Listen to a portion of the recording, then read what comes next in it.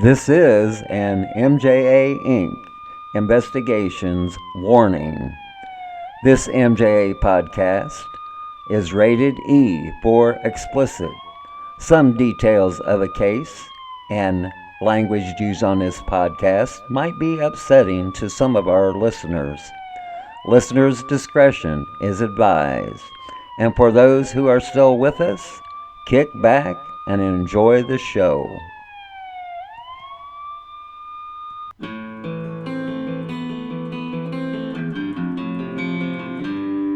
100 days have made me older since the last time that I saw your pretty face.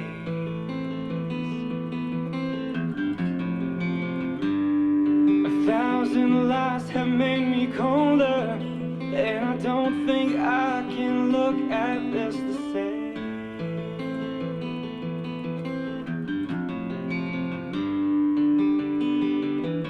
But all the miles that separate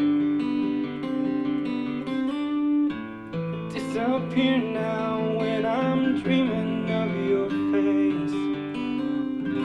I'm here without you, baby, but you're still on my lonely mind. I think about you, baby, and I dream about you all the time. I'm here without you, baby, but you're still with me in my dreams.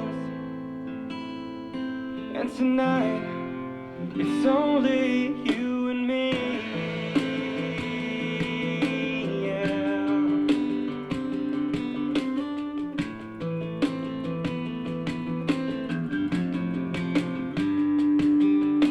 The miles just keep rolling as the people leave and wait to say hello.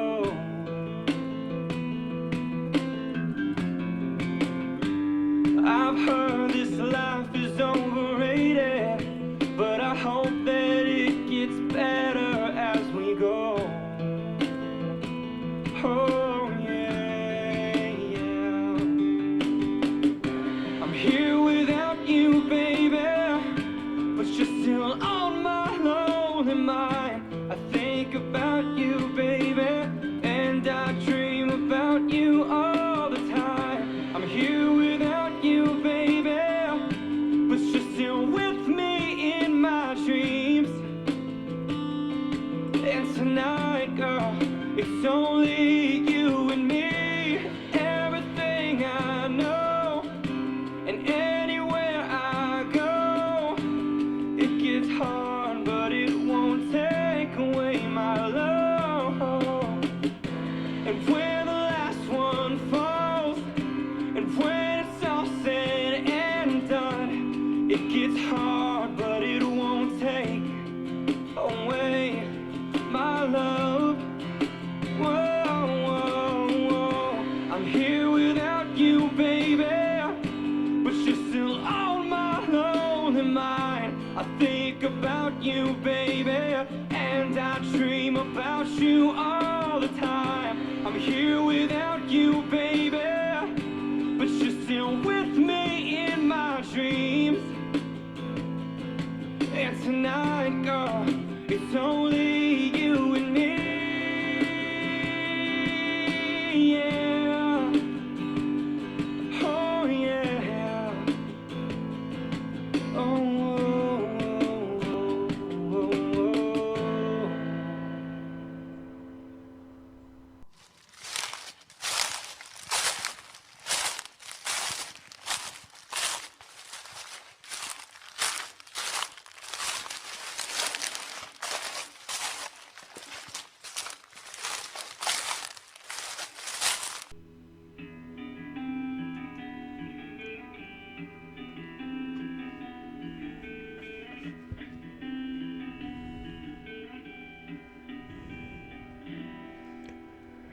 When there is an ending, there was a beginning. Every victim has a picture to paint. Every true crime has its time and place. Please join our MJ podcast, the series Deep into the Woods. Missing Persons, Unsolved Crimes, and the Does.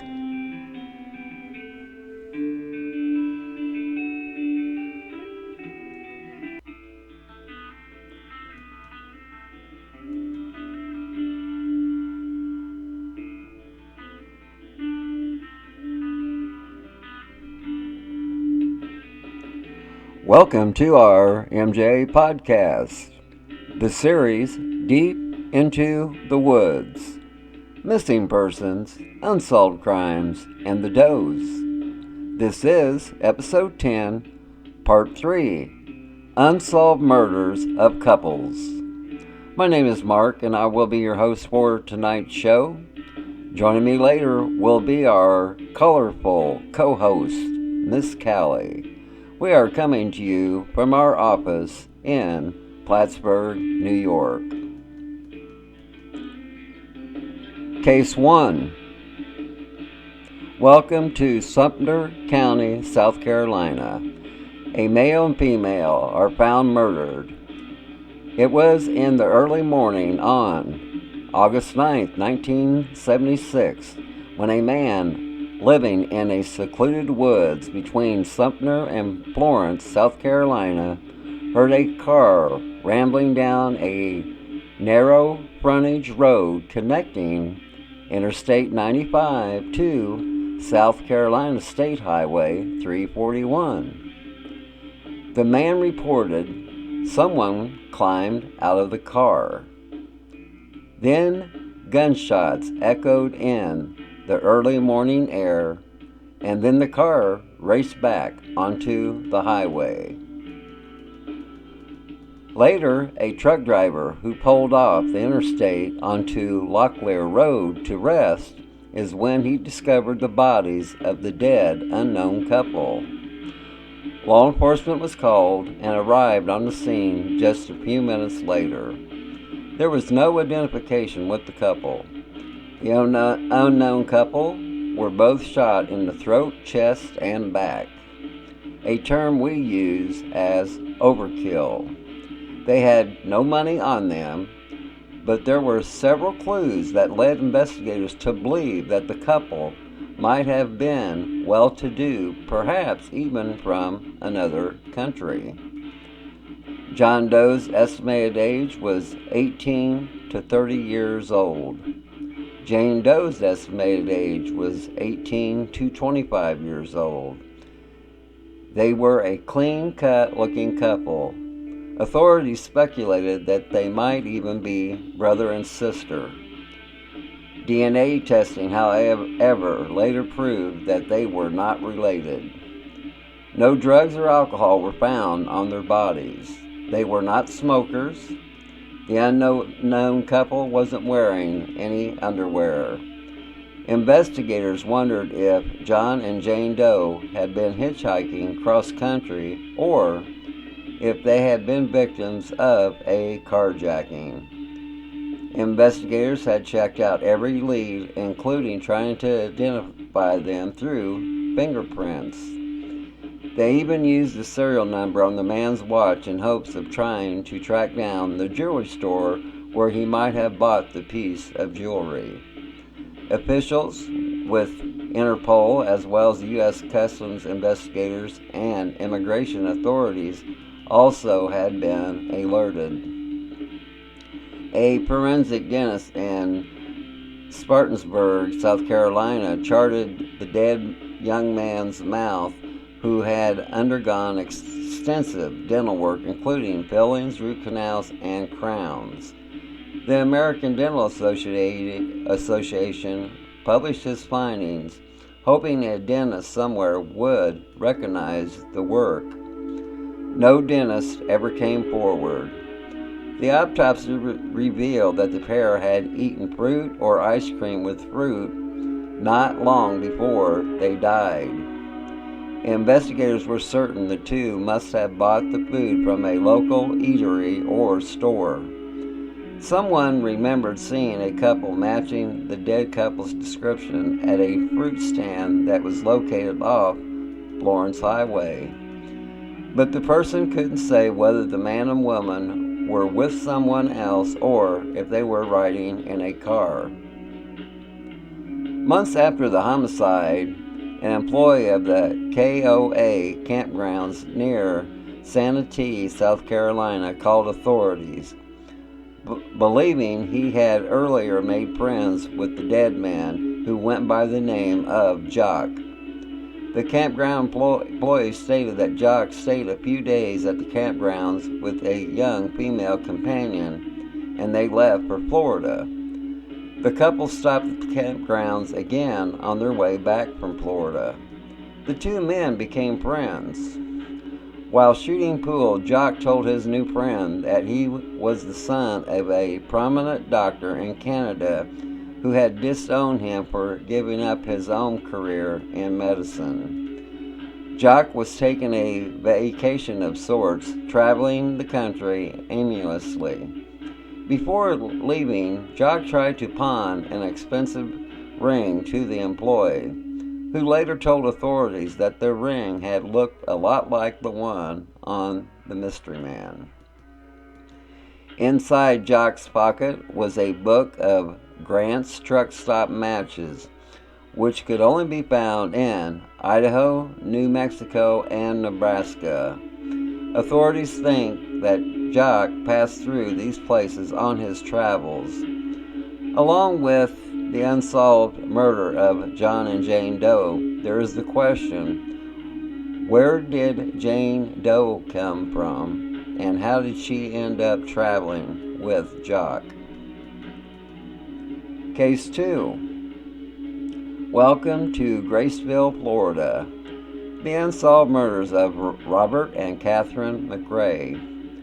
On February 28, 1989, Robert and Catherine McRae were tied up and shot execution style in a home invasion robbery. On February 29, 1989, police discovered the bodies of Robert and Catherine McRae in their kitchen. The married couple were both shot in the head at point-blank range with a small caliber gun. 2 ski masks were found at the dead couple's home, suggesting that at least 2 people were responsible for the killings. But the motive of robbery was quickly ruled out, even though Mrs. McRae's diamond ring was taken. It's a cold case that still puzzles law enforcement. The Jackson County Sheriff's Office says they are pursuing the case even after all these years. They are not giving up on finding who is responsible. We are continuously reviewing the case. We are having evidence that was collected in 1989 retested for new analysis of the evidence. We do admit that the case will be harder to close because after all these years that has passed, some of the witnesses may have died, moved away, and the evidence itself has aged. DNA evidence was submitted to the Florida Department of Law Enforcement Crime Lab back in 2003, but never turned out any leads. The case is still open. The February 28, 1989 fatal shootings of Robert and Catherine McRae remains a mystery. Law enforcement continues to track down leads. Case 3. Welcome to McCalla, Alabama. The unsolved murders of AC and Carolyn Worthy. On October 16, 1989 at 12:43 a.m., volunteer firefighters were called to the home of AC and Carolyn Worthy. Their home was engulfed in flames. Firefighters pulled the remains of AC and Carolyn from the home. As a result of the fire, it was difficult to determine their cause of death. During the autopsy, it was discovered that the couple had not died from smoke inhalation, but from multiple gunshots. The evidence led officers to determine that the couple had been shot outside the home as they arrived home from church. Then dragged inside the house where it was set on fire to hide the evidence of the crime. There was very little that was taken from the home of the wealthy couple during the murder. For some of the evidence, robbery was ruled out as a possible motive. Many investigators believe that the couple was targeted. In May of 1988, Carolyn was confronted by a masked gunman inside her home. But Carolyn Worthy also had a gun, and a standoff ensued. Carolyn was able to escape the situation and reported it to the police. 1 month later, neighborhood children spotted a man in camouflage using a scope to look at the Worthy's home. They alerted their parents, whom called the police.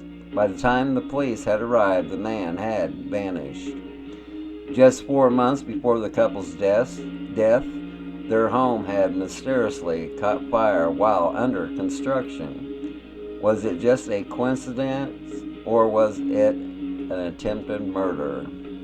Although the Worthys were wealthy, investigators don't believe the killers were primarily after money or high-dollar items. A criminal profile suggests a more chilling motive. It could be a serial-type murderer who enjoys the kill, and very little was taken from the home. 9 months before AC and Carolyn Worthy's murder, another couple was murdered in a similar way in Graceville, Florida. On January 29, 1989, Robert and Catherine McRae was discovered murdered inside their home. At the crime scene, 2 ski masks were discovered, which ultimately linked both crimes to each other. It was such an unusual find that the suspects themselves couldn't even dream of how the cases would end up being connected. Remember, the evidence, the 2 ski masks, were collected in 1989. So it would be hard for a suspect to think that leaving a ski mask behind would end up connecting the 2 cases.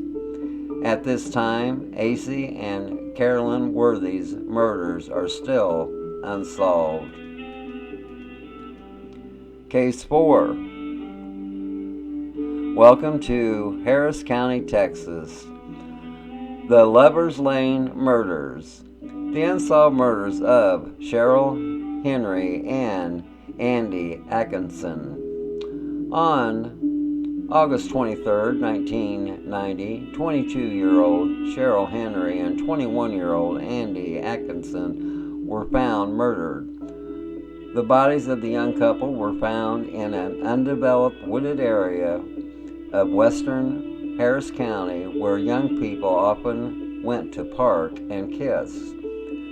Both had been tied up with a rope and their throats slashed. Cheryl Henry had been raped.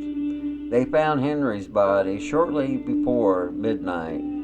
The 22-year-old Henry lay face down, partially under a pile of cedar fence slats. Cheryl Henry's hands were bound behind her back with a hemp rope, and there were 3 ragged gashes across her throat. The next morning, officers found Andy Atkinson's body tied to a tree about 50 yards away. The 21-year-old Atkinson's hands were also bound behind his back, and his throat had been gashed so deeply that his head was nearly severed.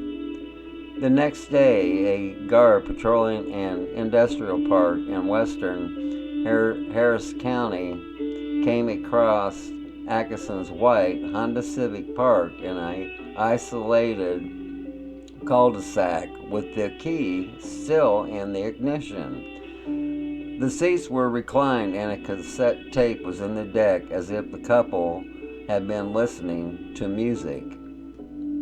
At the time of the couple's death, police had few clues. There were no eyewitnesses and little physical evidence other than the semen sample. DNA profiling was still in its infancy. The Houston PD crime lab had yet to set up the necessary technology.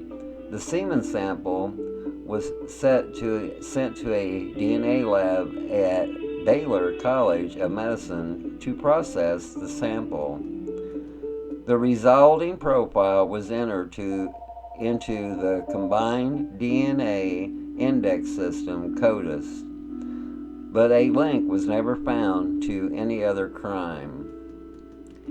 A big break came into the case after Harris County Sheriff's Office started sending a backlog of old rape kits from unsolved sexual assault cases to be processed by the medical examiner's office. The medical examiner would develop DNA profiles and submitted them to CODIS. The CODIS database registered a match with a rape that occurred just 2 months before Henry and Atkinson were killed. The DNA evidence from the semen found in Cheryl Henry's body had been a match to DNA collected in an unsolved 1990 rape of a 30-year-old exotic dancer who worked at Gigi's, a topless club on the Northwest Freeway of Houston, Texas. Cheryl Henry had worked at a similar club, Rick's Cabaret, on Bering Street. Andy Atkinson occasionally worked at the door at Dream Street, a club on Windrock managed by his father. Now, for the first time, investigators are considering the possibility the man who attacked them frequently or worked at the local strip clubs. DNA may help break the notorious unsolved Lover Lanes murders. Let's take a pause for the cause, and when we return, we will profile 4 more cases of unsolved murders of couples. Be back in a moment.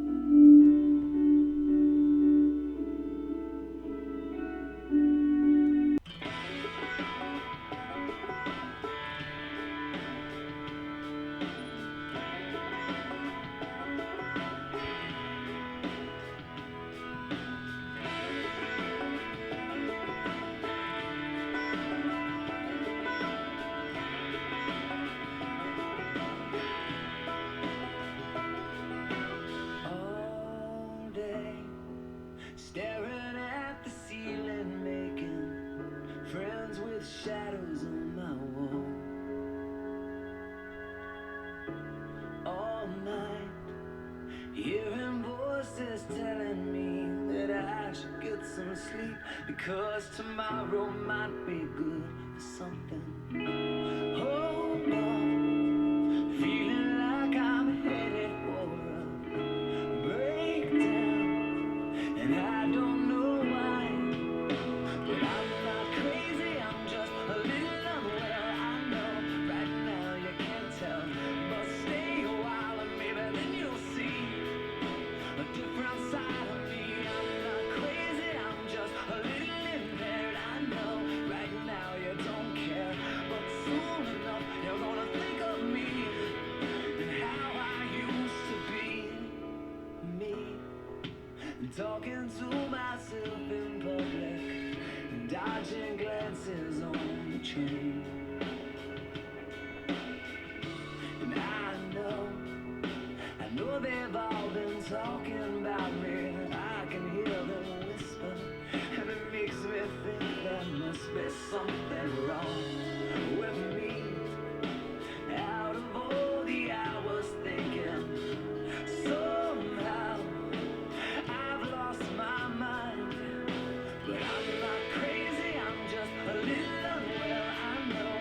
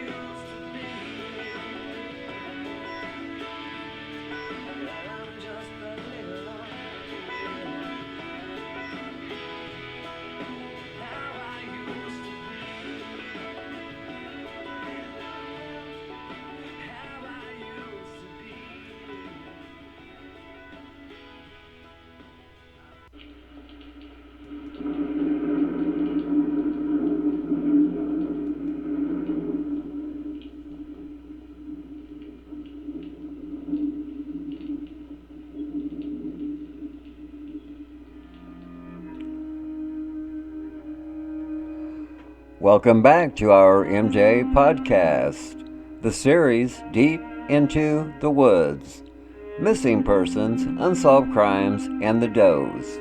This is Episode 10, Part 3, Unsolved Murders of Couples. Case 5. Welcome to Fort Mitchell, Alabama. The unsolved murders of Candace Kaiser and David Keller. On May 8, 1999, Candace Kaiser and David Keller were murdered when they were just 19 years old. According to Alabama officials, Kaiser and Keller were shot inside their home in Fort Mitchell, Alabama. Kaiser's mother found their bodies and the couple's 2.5-year-old daughter, who was still alive. The night before David and Candace died, they had spent time with Kaiser's family. By witness accounts, everything appeared to be fine. David and Candace left late in the evening to return home. They had plans to look at property with Sheila Kaiser in the morning. After Sheila Kaiser didn't hear from her daughter Candace, she drove to her daughter's house to check on her. She knocked on the front door and the back door. No answer. Sheila Kaiser knew something was wrong, and she peeked in the window and saw her 2-year-old granddaughter unattended. Kaiser climbed in through a window and found her daughter's body in her bedroom. 19-year-old Candace Kaiser had been shot to death. Sheila grabbed her granddaughter and ran out the door for help. 19-year-old David Keller was also found shot to death inside the home. Law enforcement asked the two families if Candace and David had any enemies or jilted lovers. The families couldn't think of any reason why anyone would want to kill the young couple.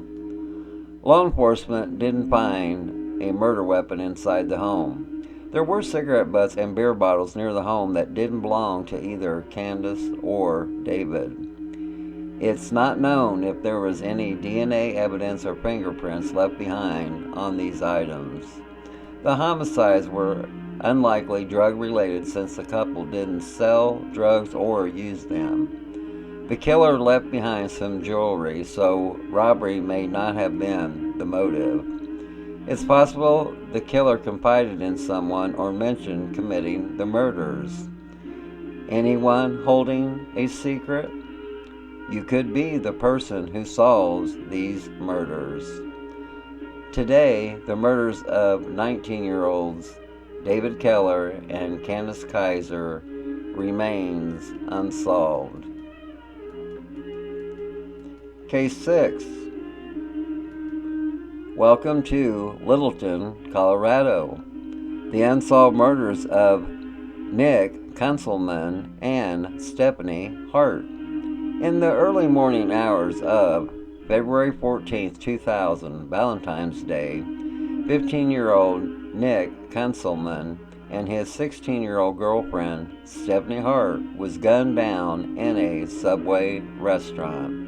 Kunzelman worked at Subway, and he was closing up the shop the night of February 13, 2000. Hart came to keep him company while he closed.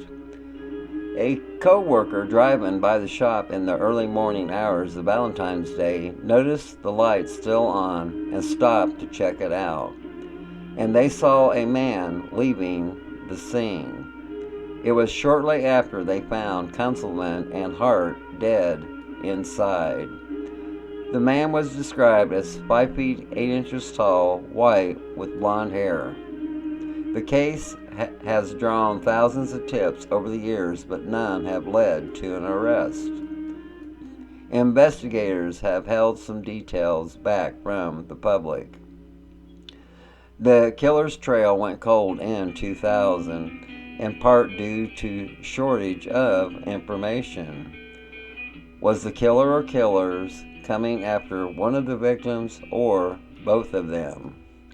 Kunzelman and Hart was laid to rest side by side at Mount Lindo Cemetery above Highway 285, visible from far and wide for its large lit-up cross.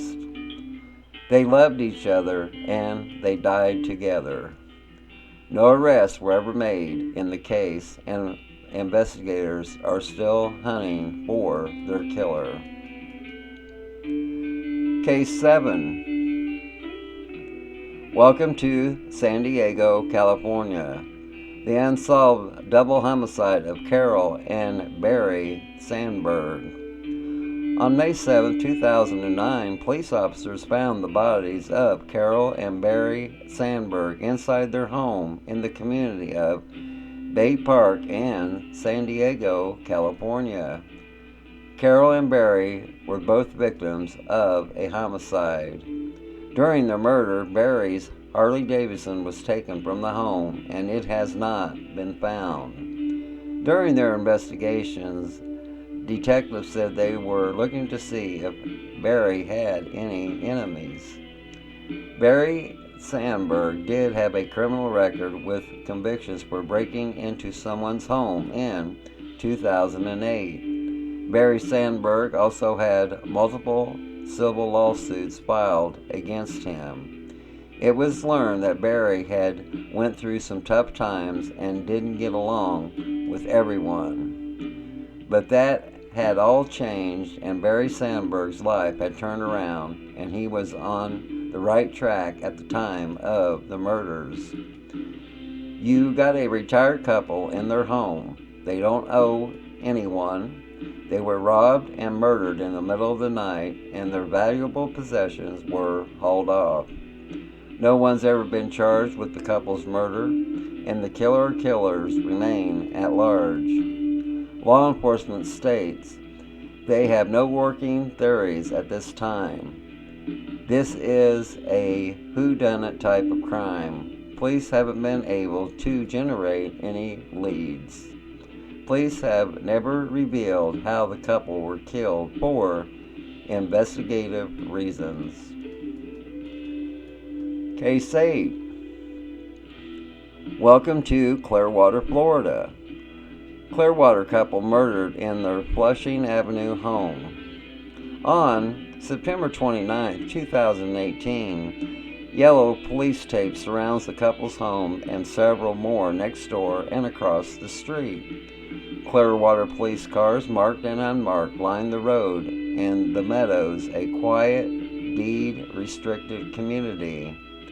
The bodies of the murder victims, David and Mja Swan, was discovered in their home when a worried neighbor alerted the Swan's family, who made the discovery. It was reported that an elderly couple were shot to death. The search for the suspects in the murders of David and Mja Swan in September 2018 continues. It's an unsolved double murder that left the Clearwater neighborhood stunned. A beloved elderly couple shot and killed inside their home. 88-year-old David Swan and his wife, 80-year-old Mja Swan, were shot to death in September 2018. Since then, law enforcement has been trying to gain leads to solve the case, which they say was a very calculated and planned murder, stating that the suspect or suspects went to the Swan residence with the intent of killing the elderly couple.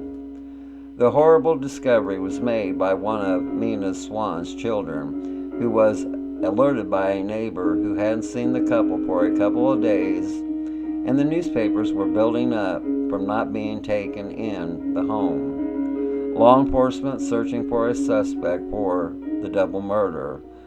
From the start, there has been no obvious suspect, no sign of a break-in, and no single item missing from the Swans' home. Investigators spent 3 days gathering evidence. Since then, more than 100 people have been interviewed with the hope of finding out who could possibly want to kill these retirees. Some cases are made on DNA or fingerprints or ballistics. but many thinks this is going to come back to good old-fashioned police work. Among the possibilities are they looking into the possibility money was the motive. The Swans didn't live a lavish lifestyle, but both of them had investments. Police are looking at a 24-hour window during which the couple was killed and when their bodies were discovered inside the home. Detectives are also focusing their attention on people who knew the Swans, saying this was not a random crime. Let's take a pause for the cause, and when we return, our co-host, Miss Cali, will be on the line. Be back in a moment.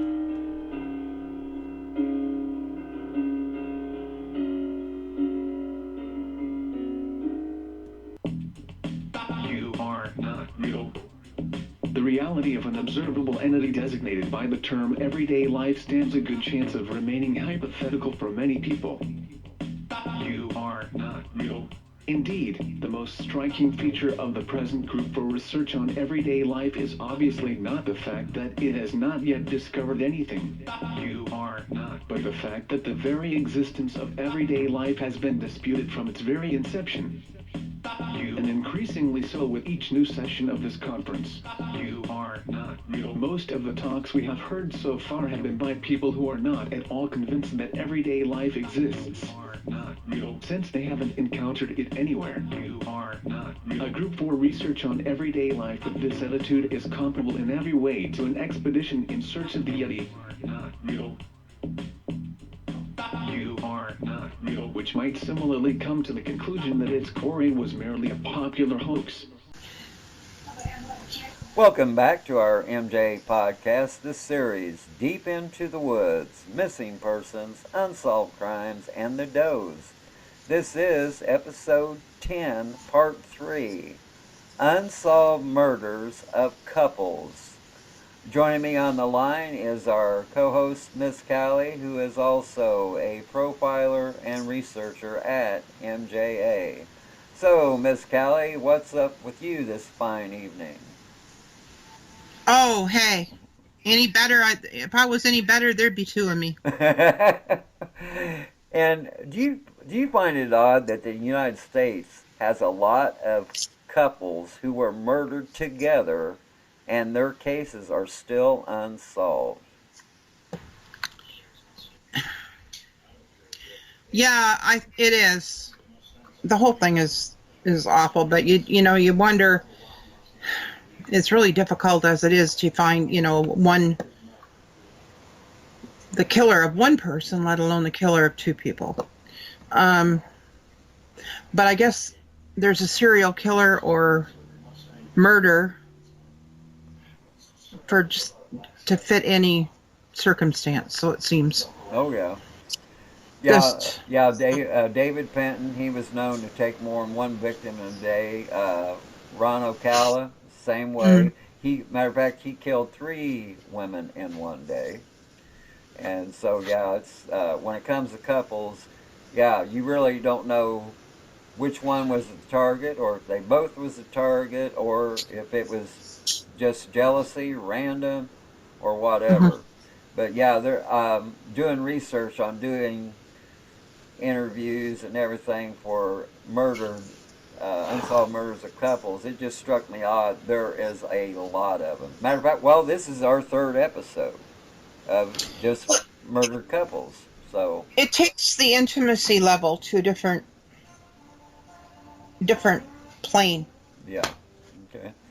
And okay, as in case 1, the 1976 unsolved homicides of John and Jane Doe. Do you think it's important to ID the couple?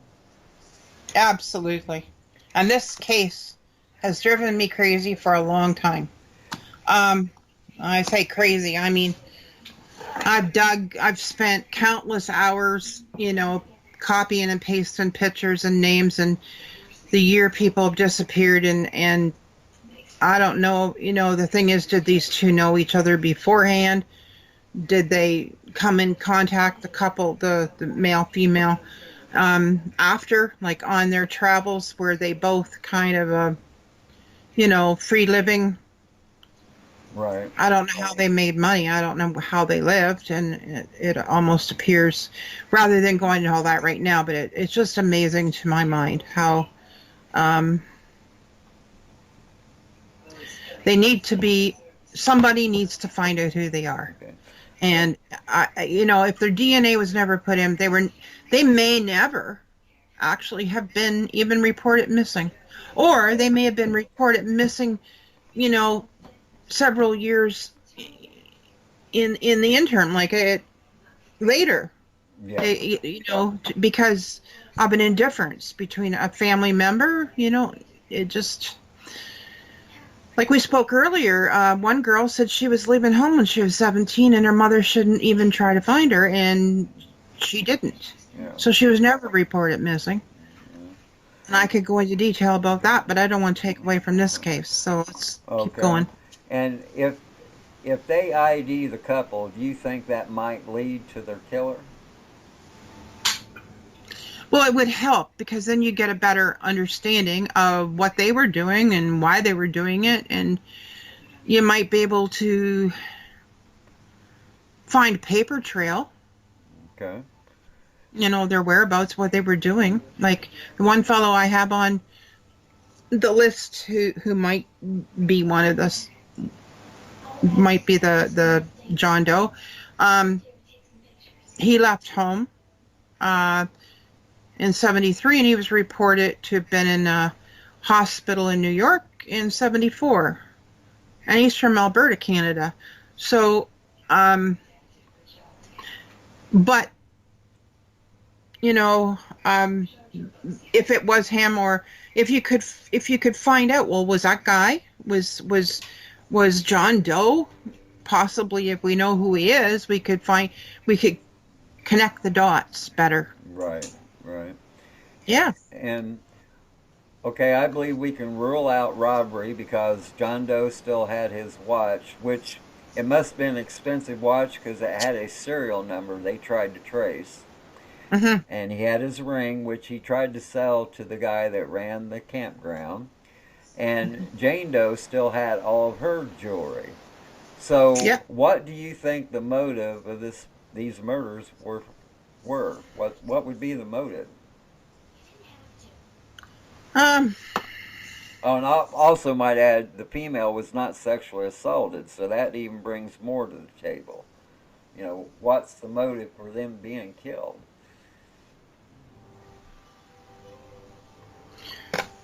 I'd say that this was either a get even scenario, or possibly a fantasy that the killer had, but it couldn't be fulfilled. And I think that he thought, well, if I can't have either of you, then you're not going to have each other either. It's a different thing. This killer had probably befriended that couple, and had this. I get that the person who killed this couple Right. wanted to be in their lives, or wanted actually to consume their lives. Does that make sense? Yeah. Yeah. Yeah. Not just assuming their life, but he couldn't match up to the John Doe, Yeah. and he was probably really introverted, and so sex didn't enter in because, well, it did probably somewhere in the back of his mind, but it was not in the forefront. It was, feeling inferior, and then that inferiority would build the bonfire. Okay. And as in case two, the 1989 unsolved murders of Robert and Catherine McCrae. Robert and Catherine McCrae were tied up and shot execution style in their kitchen. Why do you think the perps chose the kitchen? Well, kitchens are not, well, they are and they aren't, but a kitchen is not an intimate place. Okay. Another thought is that it can be a gathering place, but most people, if they have a dining room, that's the gathering place, or the kitchen table. But yeah, no, I think this is lots of light, lots of like in a kitchen. Okay. Hmm. And why do you think they ruled out robbery as a motive, even though Mrs. McCrae's diamond ring was taken? Well, there must have been, unbeknownst to the public, there must have been other very expensive or worth stealing items that we don't know about. Okay. And the married couple were both shot in the head at point blank range with a small caliber gun. Doesn't that sound like a professional hit to you?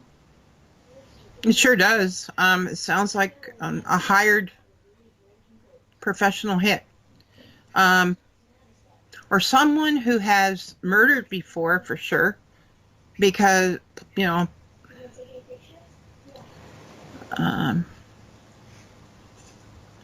I think it sounds like a hitman. And if you ask me the next two questions together, I kind of rolled them together. So Okay. And I can understand the perps leaving one thing behind that could be evidence, but they left two ski masks behind. Doesn't that sound like they done that on purpose? hmm well, the two, and that being two ski masks, keep the number two in mind, that this killer is playing with law enforcement. That's what I see. And I think that these two ski masks symbolize something, perhaps the murder of the two people, but this is the killer's mark, is what I get. Okay. And two marks. Or perhaps the killer's way of telling law enforcement something, like, you're empty-handed. Okay. It brings to my mind mugshots. Put them in the ski masks.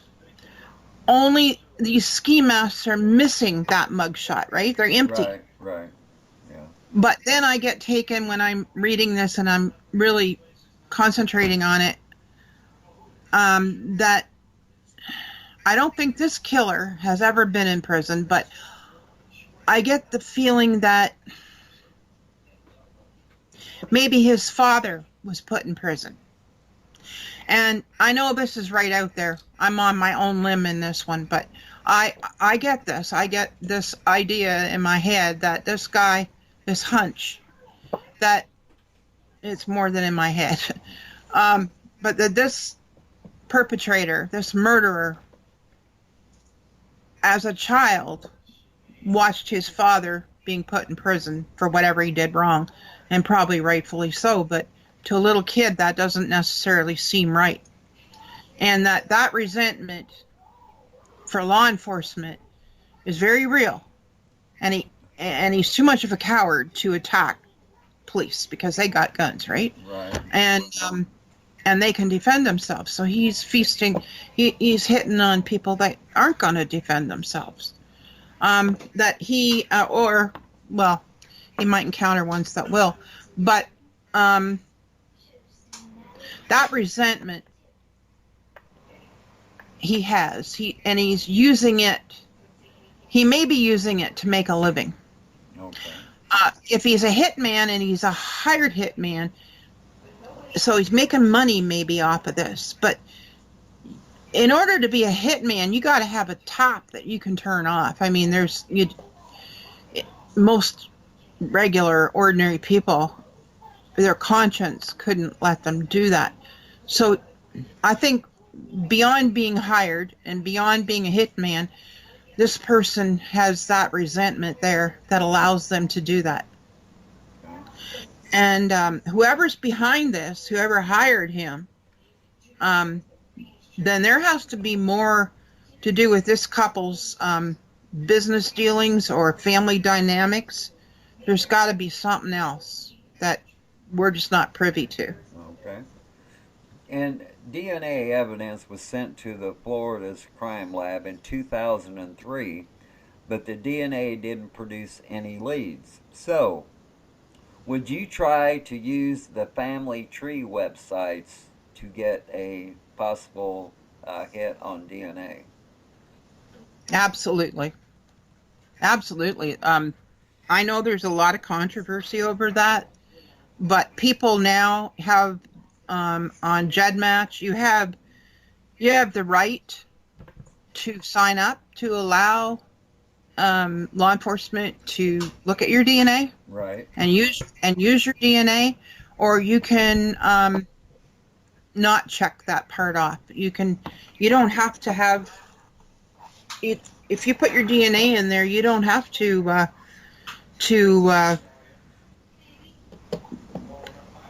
correspond with law enforcement.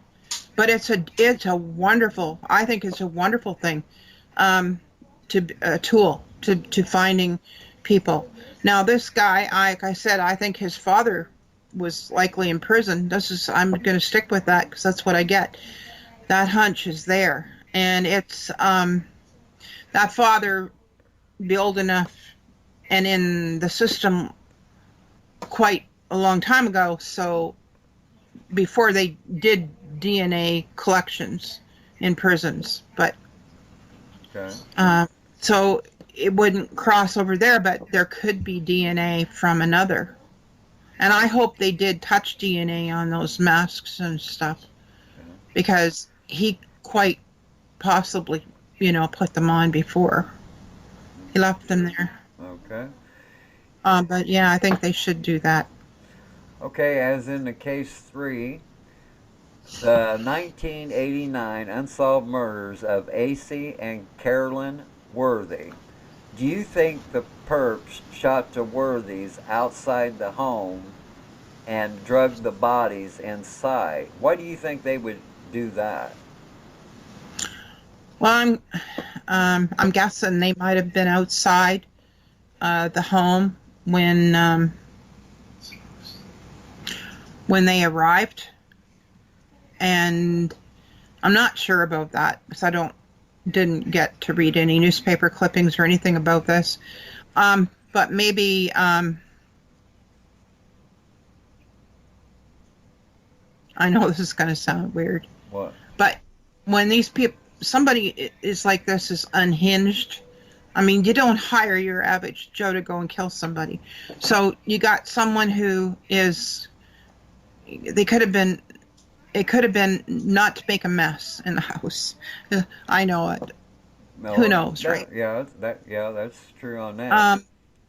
Yeah. But I think that they wanted to get the alarm. There probably was an alarm, and they waited until, or he waited, or whoever waited until, I think it's one person, waited until they disarmed the alarm, and then, yeah. Okay. Killed them outside and dragged them in. Okay, the victims arrived home from church in 2 separate vehicles. Wouldn't you think the perp was taking a big chance waiting outside for the victims to arrive home?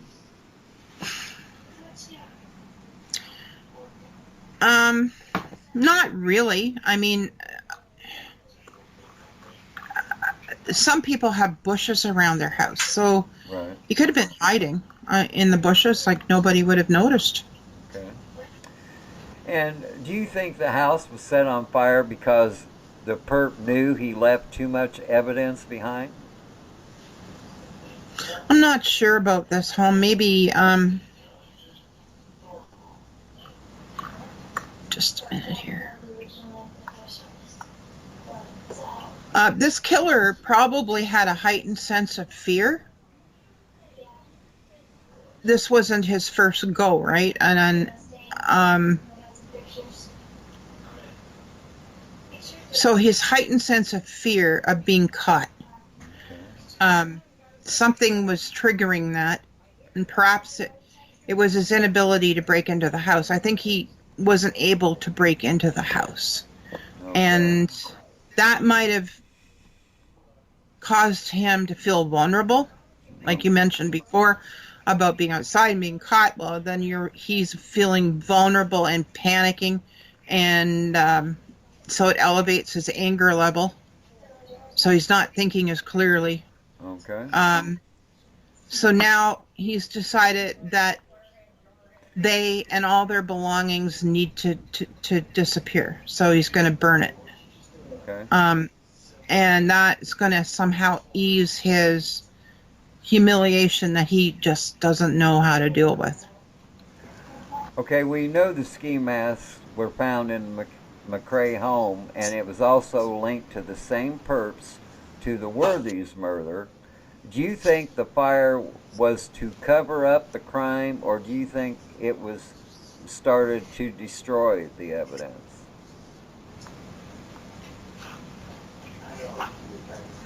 So start it to cover up the crime or destroy evidence? Right. No, I to go back to his feelings of humiliation. I think that he wanted more control, and he didn't have it this time. See, this person, a hired killer, doesn't.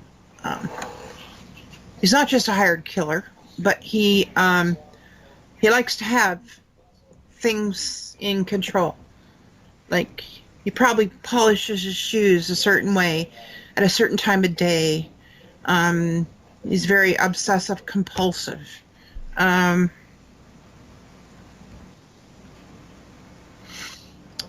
I don't know. He likely despises the haves and from the have-nots, because going back to that imprisonment, I think this guy's the same killer as the other couple. Well, yeah, they linked the mask to both killings, so. Yeah. So, I think he stalks his victims, and if he's hired, if he's a serial killer and he's not hired, it somehow doesn't fit. I get that he's hired, but the reason he's a serial killer is because of his background and his meticulousness. I can't help but think about Williams, the general or whatever he was in Canada there, who murdered all those women, and even flew the Queen of England around when she came to Canada. And he was meticulous. He was like, everything was in order. And I see that with this person. I see this person, but I think they're hired, and they're able to use their quirks would put them in that position of being a killer, a hired killer, and a serial killer at that. I think the masks, the ski masks are their own signature, their own quirk, not necessarily the person who hired them. Okay. Now here's the thing that I found amazing. In May 1988, Carolyn Worthy was confronted by a masked gunman in her home. Yeah. Do you think that might have been one of the perps? Oh, I think it was him. Okay. I think there's only one, and I think it was him, and I really hope they've done a touch DNA on those masks from the other couple, because I think it was him, and I think he was not quite. What have I got here? I think he was not quite ready yet, and I bet he thought that both of them were going to be home that day when he went in. He was going to murder both of them, but they weren't both home Okay. when he went in that day, and she was there alone. Okay. And when confronted by the masked gunman, Carolyn Worthy also had a handgun and a standoff ensued. Seriously, how many rich women do you know that are married who carry a gun? Well, actually, I know a few, and they do carry a gun, but I can't speak for all women who are of a wealthy background, but I think that it would be wise for anyone in that position um, to get comfortable and trained on how to use a handgun. I really do believe so. Okay, with Carolyn Worthy was able to escape the situation. She reported it to police. Doesn't this sound like she had been planning for if this situation would ever happen? Well, I don't know. In history, people who have been from a wealthy background have been attacked. Kidnappings, and you've got for ransom, all kinds of different avenues. And was she prepared, or was she planning? Planning? No, I think that's called being prepared, being aware, Okay. realizing that you're vulnerable. Okay. Okay, 1 month after the masked gunman incident, the neighborhood children spotted a man in camouflage using a scope to look at the Worthy's home. Is it possible that this was another perpetrator in fear that the other one had been seen? I don't think so. I think it's the same guy. I think it'd just be that if you're in camouflage, you're not going to look like the same guy. So, and I mean, how would just in case the neighbors had seen him before, but I think he's probably scoping out the house to make sure that the couple were both home. Okay. And now back to Mrs. Worthy's escaping from the masked gunman. Do you think this could explain why the perps gunned them down as they were getting out of their vehicles, because they weren't going to take any chances? No, that makes a lot of sense. And that really does make a lot of sense because of that first intrusion, and he was confronted with her with the gun and scoping out the home and just getting it over with, getting it done. More so than the other home. And I have to go back to that question you asked about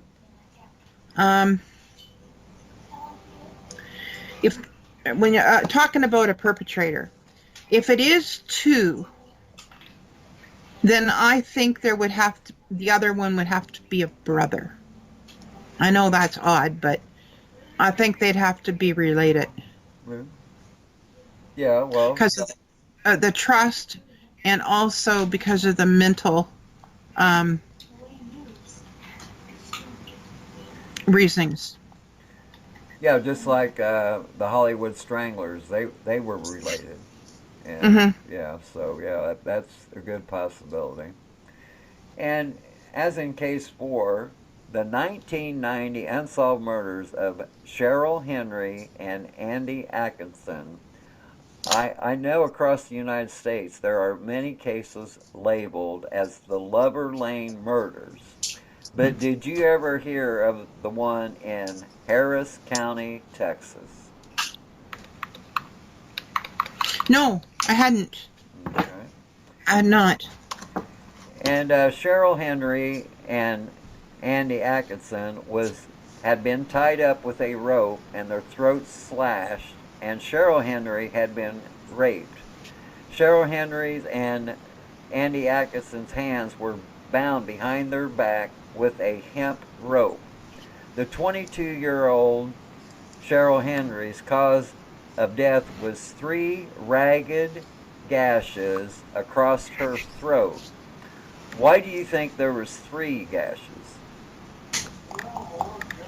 Well, I know it's going to sound weird, but I think it's a fishing knife. One that was used, like not your fishing knife for filleting, but your fishing knife to take the scales off. Okay, yeah. That's You know what I mean? Like that kind of knife is, it would give that cut. okay. It wouldn't, you wouldn't just, slide across without causing more of a situation like what you talked about. Or it could have also been from the struggle that this couple put up. Okay. You know, Okay, the 21-year-old Andy Atkinson's cause of death, his throat had been gashed so deeply that his head was nearly severed. Do you think the anger was more directed towards Atkinson than Henry? almost sounds like somebody that his mother was a prostitute or something, and this kid growing up, like blamed the men, misplaced responsibility, like the mother. And so your next question, I got to tie it together because I think that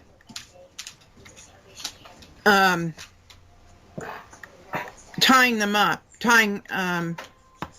him up to the tree and her body being 50 yards away. If you add that in with the almost decapitation, I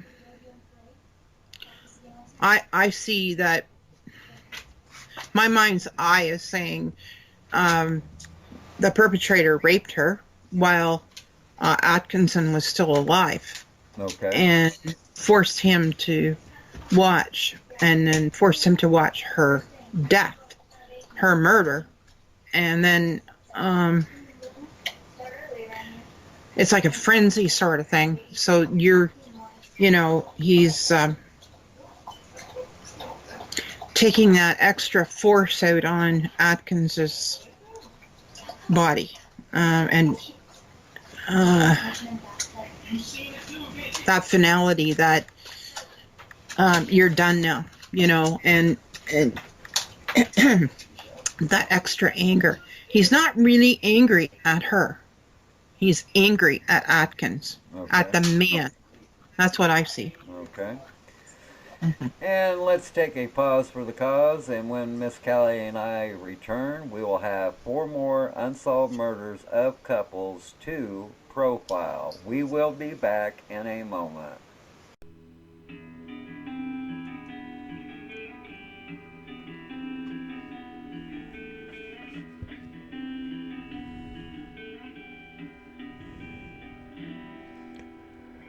When there is an ending, there was a beginning. Every victim has a picture to paint. Every true crime has its time and place. Please join our MJ podcast, the series Deep into the Woods, Missing Persons, Unsolved Crimes, and the Does.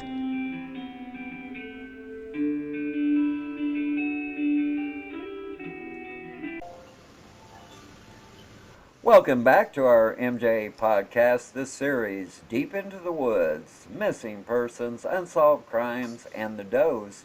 This is episode 10, part 3, Unsolved Murders of Couples.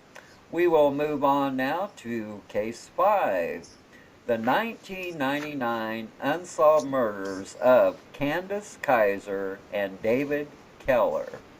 Miss Cali, do you think this young couple was targeted? It sure sounds like it. It just doesn't sound like it's anything by chance. And this was a 19-year-old couple raising a child. Can you think of any reason why they would be murdered? Well, this murder doesn't sound too terribly organized, but it's clear that the killer wanted the two of them dead.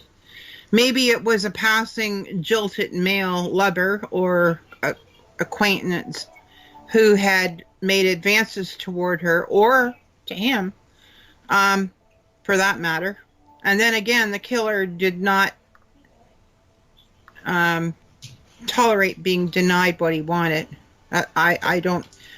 That's one angle. Okay. And the couple's cause of death was from gunshot wounds. Since robbery didn't seem to be the motive, what's your opinion of the type of offender we're looking at? Well, I just mentioned it being a jilted admirer, but this also sounds like some sort of a hit. Perhaps the young couple owed someone money. They were going to go look at a property the next day. Not too many young couples their age can afford, to go look at a property. They're 19 years old. Yeah. Or maybe they had come into some kind of money and the killer was jealous too. I think money is the equation here. Okay. And leaving the murdered couple's 2-year-old child alive, does that speak to you about what type of offender we're looking at? Yeah, I think that this wasn't a rampage. This was very deliberate. This was my beef is with you. You're dead. The child didn't play into that. It had nothing to do with that. It was, or maybe just setting an example of them. Okay. And the young couple had plans the night before and for the next day. Do you think the offender could have been watching them or somehow knew their plans? Yeah, that's possible. As I mentioned, it's quite possibly could be a jealousy thing or that they owed someone money. I'll give you an example. There was a couple but that didn't. They were murdered and their grandson was murdered because he was staying over. So that doesn't quite fit. Right. But they were getting ready to move. They had their house up for sale. They were having an indoor yard sale, and they were murdered and their bodies taken out. Okay. And they were finally found. But where I was going with that is that when you ask, were they waiting? Did they possibly know what their plans were? You have money. This is in the other case I was just telling you about.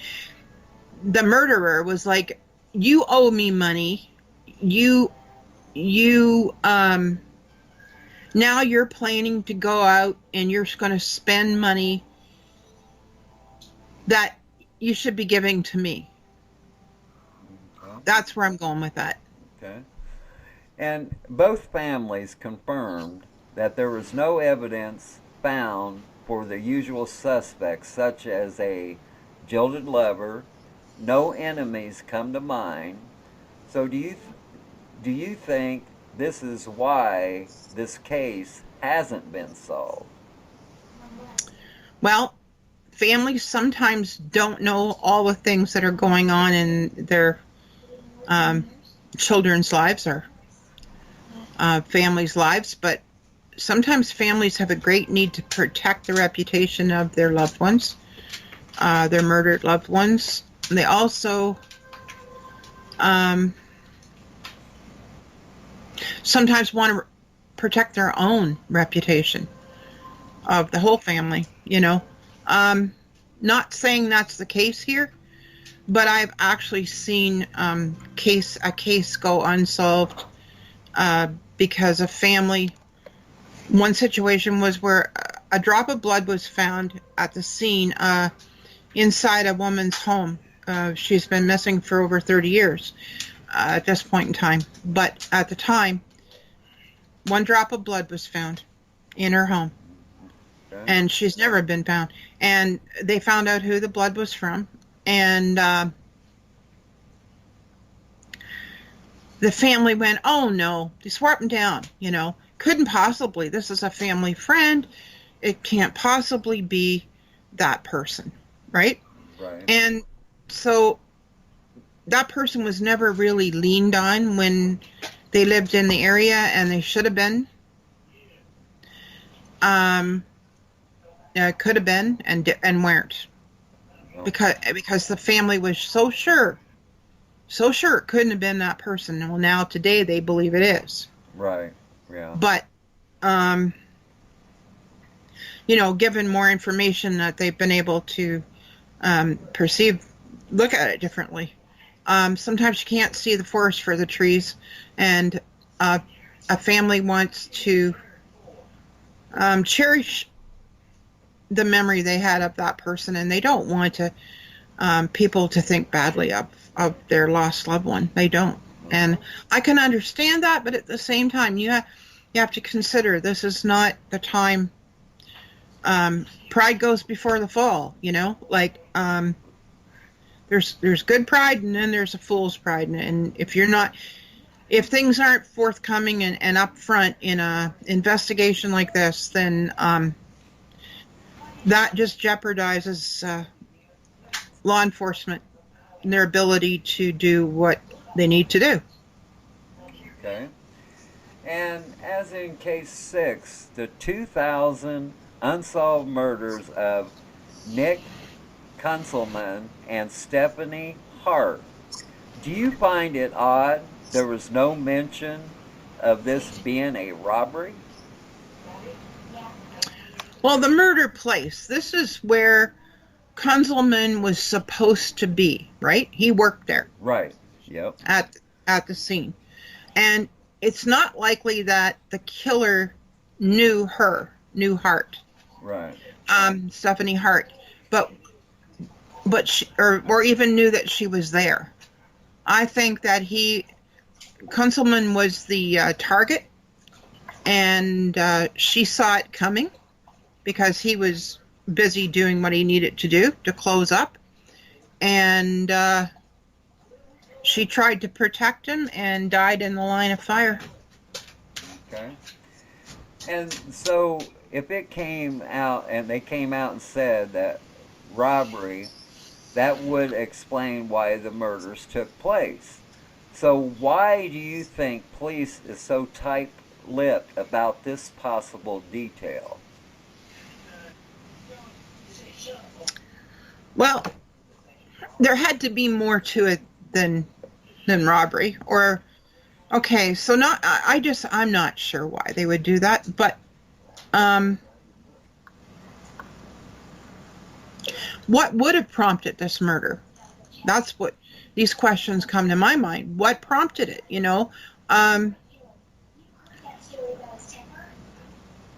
It might be about money that he owed, or perhaps he had stolen money, or there was missing drugs or something. There had to be something that this is about more than maybe he was a witness to something that he shouldn't have seen. I don't think it's a robbery, but as far as the cops not saying so, I don't understand. Well, we know they held some details back, but I just can't figure out why they would hold back that it was a robbery, since it was a business. And that's just what I can't understand.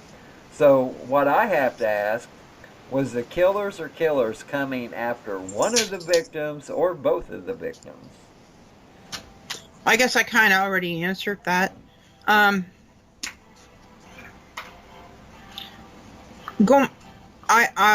think that they were after him. I think that she got in the way. Okay. unfortunately, she was in the wrong place at the wrong time. But going back to that other question about the robbery, if it was a robbery, then it's being held back to see if the killer will start bragging that he got away with robbery Okay. and the murders. Okay. That's the only thing I can think of. Okay, it's my understanding that a statement from a subway worker who discovered the bodies of the young couple, they got a good look at a man leaving the scene. Wouldn't you think that someone else would have seen this man? Well, not necessarily. I mean, I'm not privy to what this area was like where this. Well, the subway shop was in like a little strip mall. So Yeah. that's what got me to thinking. And from all indications, this person leaving the scene was on foot, unless he had Well, a it's, car parked, down the way. yeah, but it's the time of night too, though, right? Yeah. It was closing time, Right. so maybe a lot of the other places were already closed. Okay. I don't know. And do you think it's possible the offender was just passing through and he seen that Subway was closed and they were cleaning up, so he went in just to kill? I guess anything's possible, but let's not. I don't know enough about it, honestly, to say one way or the other. But it just seems to me that he probably knew his murderer. Okay. Yeah. And we already know that the place was closed, but it was still unlocked because another worker off duty discovered the murdered couple's bodies. Does that sound like they might have been waiting on someone to show up, so the doors were unlocked? Well, that part I don't like. I'm going, okay, here you got this couple, and you got this man who's working there, and he's doing his thing. He has locked the doors, and maybe he asked her to lock the door. Maybe she didn't get it locked properly, Maybe didn't do the extra click. Or the door was locked. He locked the door. He went about his business. She was just sitting there waiting for him, kind of watching what was going on around, or helping him for that matter. Then someone comes to the door, and he recognizes the person, so he opens the door. Okay. And then this takes place, but this other worker comes back, and they're both dead, and the door is unlocked. Well, of course it's unlocked. I don't know. I don't know how they could tell, like, that it was left unlocked. It just doesn't make sense to me.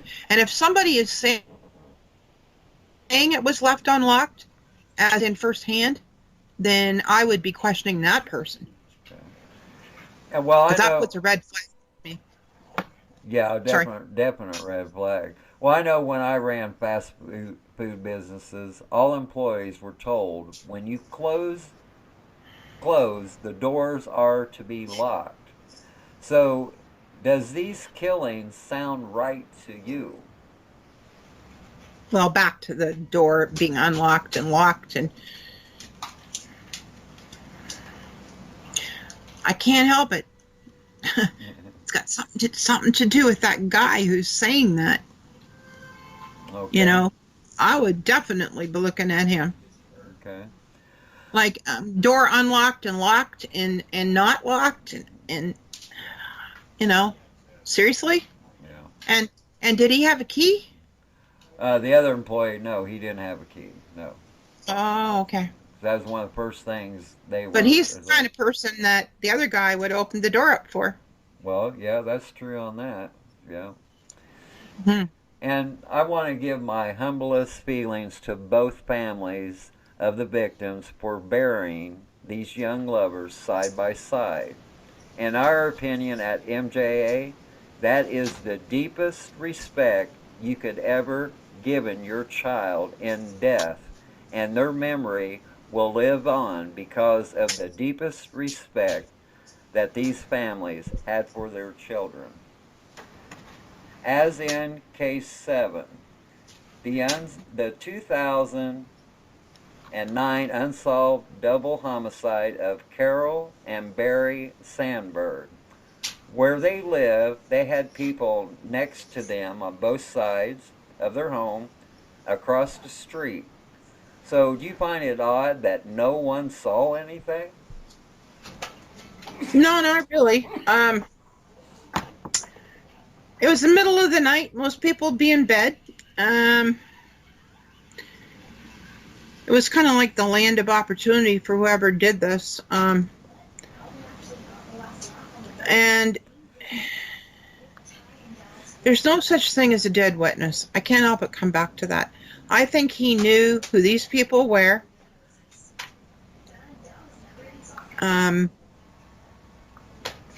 They killed them because they had robbed them. And once again, there's no such thing as a dead witness. Okay, Barry Sandberg's Harley Davidson motorcycle was also missing. Do you find it odd that no one heard it start up or no one seen anybody loading it into a truck? Well, once again, it's in the middle of the night. I don't know what was there for a garage.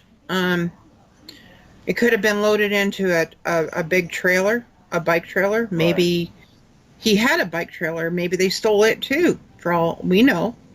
The garage would have buffered the noise somewhat. And if they used they were shot, weren't they? That's the thing. They haven't released how they were killed. Oh my God. Yeah. Why? Yeah. Okay.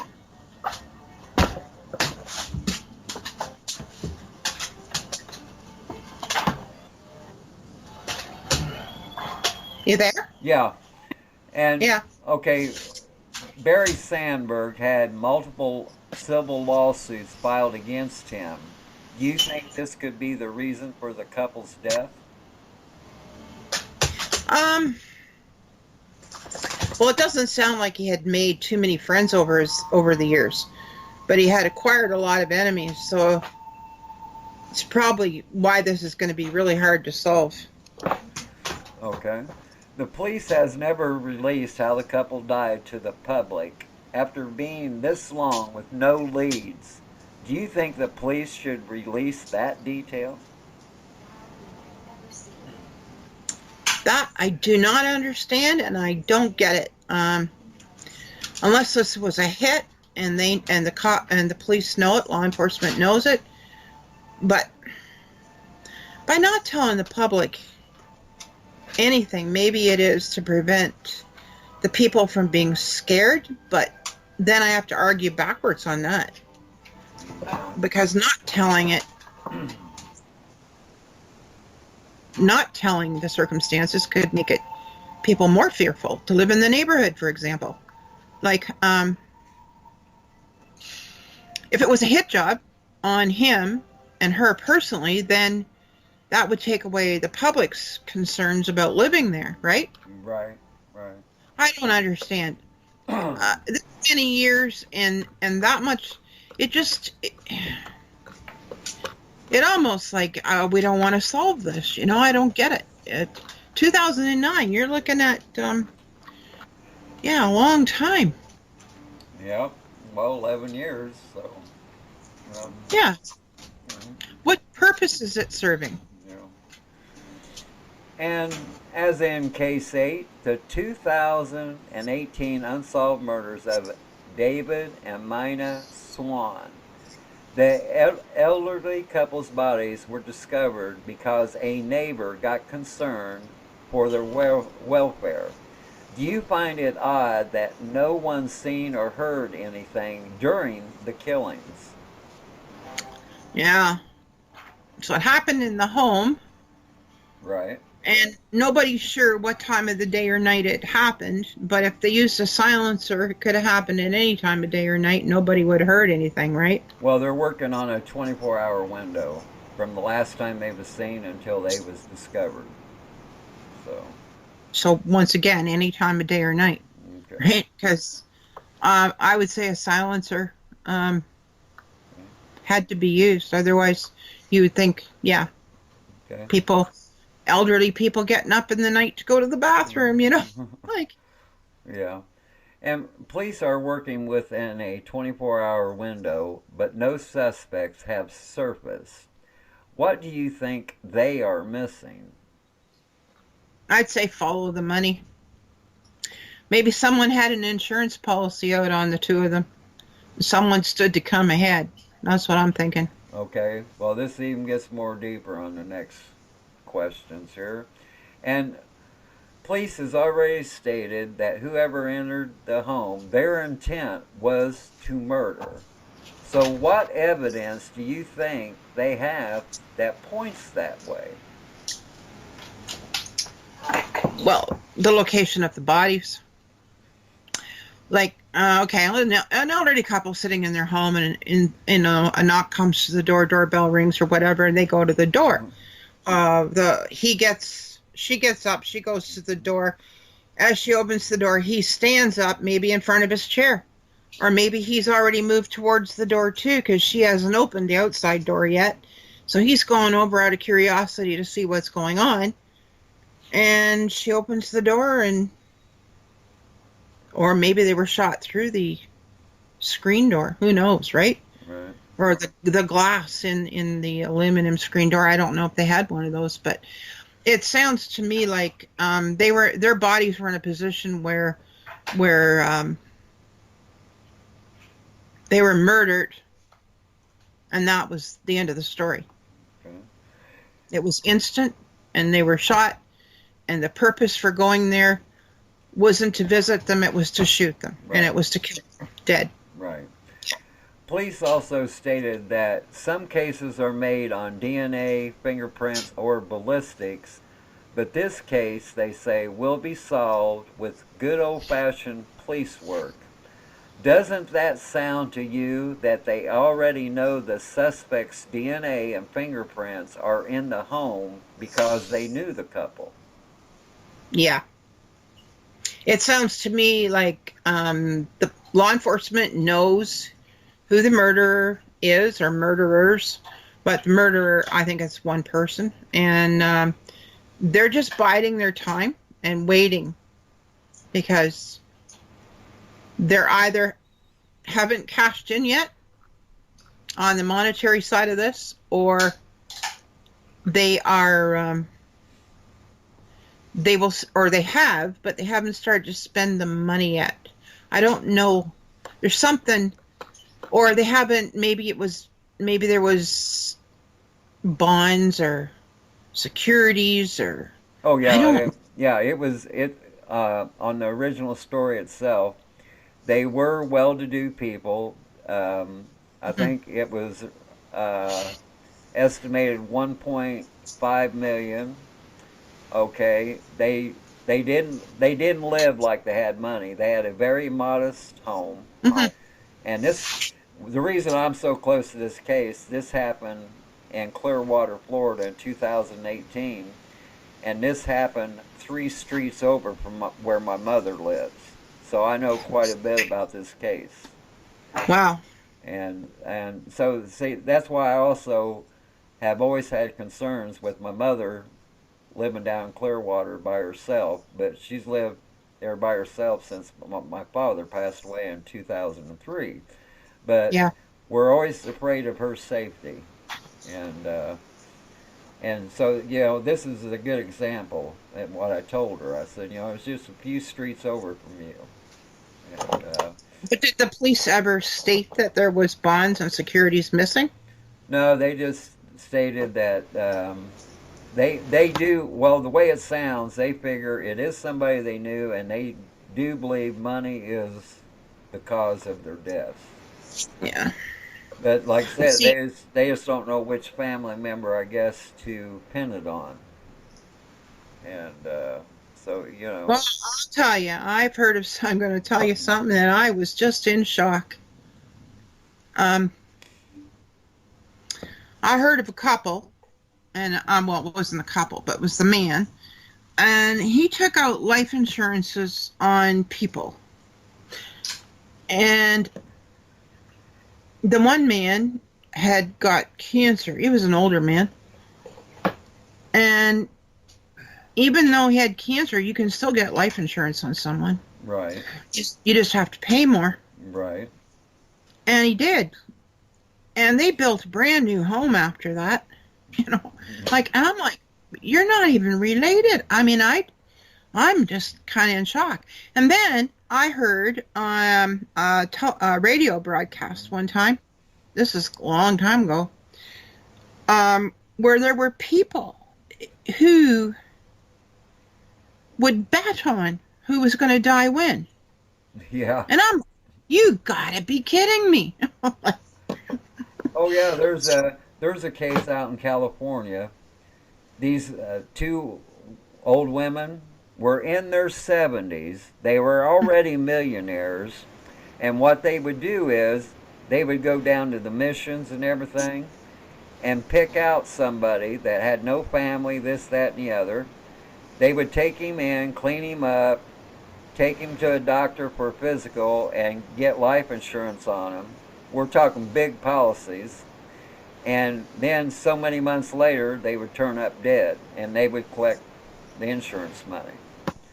And So totally disconnected, right? Nobody would connect those two things. right, well, they done this 3 or 4 times before they got caught because just so happened one of the victims didn't die right Oh. away, so they was driving a station wagon, and they ran him over the station wagon and then backed up over him. And when they was backing up over him is when a witness got a description of the vehicle, Oh my God. and that's how they got caught. Yeah. And it just amazed me when it came out. They were both in their 70s, millionaires. And okay, if you're in your 70s, you're already millionaires, and then you're killing people, collecting insurance money. What the hell did they think they was going to do with that money? See? I'm going to ask another question. Okay. That just takes me to a whole new element. How the hell did they get the first million? How did they get what? How'd they get their first million? Oh, from their husbands having businesses and stuff like that. Yeah. How many feet deep? How many feet deep are those husbands? Well, they did do autopsies on them after it was over. They did die of natural causes. Yeah. Oh. So, see, that's what I'm saying. They don't know when this killing thing actually started to take form. You know. Wow. Yeah. Yeah. Well, when anybody asks you to come on down to their place, just be a little leery. Yeah. Yeah. I want to thank Miss Kelly for being on the show tonight, and special thanks to our viewers and listeners for y'all have been so kind. I have a quote for all of you. It's really a wonder that I haven't dropped all my ideals because they seem so absurd and impossible to carry out. But yet I keep them because, in spite of everything, I still believe that people are really good at heart. Anne Frank wrote that, and with what all she went through, that is saying a lot, that she still had confidence in humanity. And always remember, folks, that if you ever get bored with nothing to do, well, take a walk deep into the woods. You might be surprised at what you might find. That's the end of our MJ podcast, the series Deep in the Woods, Missing Persons, Unsolved Crimes, and the Does. This was episode 10, part 3, Unsolved Murders of Couples. My name is Mark, and I was your host. Our co-host is Miss Cali, and we say to all of you, good night from Plattsburgh, New York. When you try your best but you don't succeed, when you get what you want but not what you need, when you